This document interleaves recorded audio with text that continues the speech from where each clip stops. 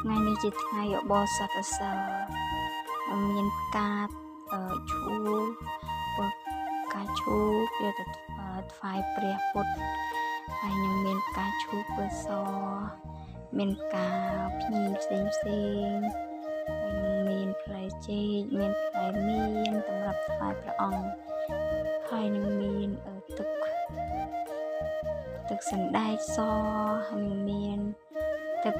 សម្រាប់បូជាថ្វាយព្រះពុទ្ធរូបថ្វាយព្រះក្រឹស្នាថ្វាយព្រះពុទ្ធថ្វាយព្រះកណេសថ្វាយព្រះស្រីរដ្ឋាក្រឹស្នាផងដែរតែជារៀងរាល់ថ្ងៃសិលខ្ញុំបានថ្វាយផ្កាទៅដល់ទ្រង់ទាំងអស់គ្នាហើយខ្ញុំក៏មានរៀបចំដង្វាយតិចតួចដូចជាផ្លែឈើដូចជាទឹកភេសជ្ជៈឬពេលខ្លះទៅខ្ញុំថ្វាយដូងពេលខ្លះទៅខ្ញុំបត់ផ្កាឲ្យបានច្រើនដើម្បីថ្វាយព្រះអង្គហើយនេះគឺជាផ្កាឈូកដែលខ្ញុំបានបត់តែខ្ញុំអត់បត់ទាំងអស់ទេដោយសារអីដោយសារតែផ្កាឈូកបើកាលណាយើងបត់ទាំងអស់រហូតដល់ខាងក្នុងនឹងវាធ្វើឲ្យអស់ក្លិន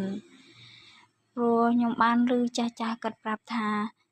បើយើងថ្វាយផ្កាដល់ព្រះយើងមិនចាំបាច់បត់ឲ្យដល់ខាងក្នុងទេយើងគល់ណាស់តែបត់ត្រឹមតែខាងក្រៅបានហើយដើម្បីកុំអុយអស់ក្លិននេះគឺជាផ្កាសម្រាប់ថ្វាយព្រះអញ្ចឹងហើយយើងអាចបត់ផ្កាឲ្យដល់ខាងក្នុងបានទេខ្ញុំបត់តែត្រឹមនេះខ្ញុំបត់តែខាងក្រៅ2-3ស្ទាបហើយខ្ញុំទុករូបរាងខាងក្នុងដូចធម្មតាវិញដើម្បីកុំអោយបាត់ក្លិនក្រអូបនេះជារបៀបដែលខ្ញុំបត់ផ្កាឈូកដើម្បីថ្វាយព្រះអរគុណច្រើន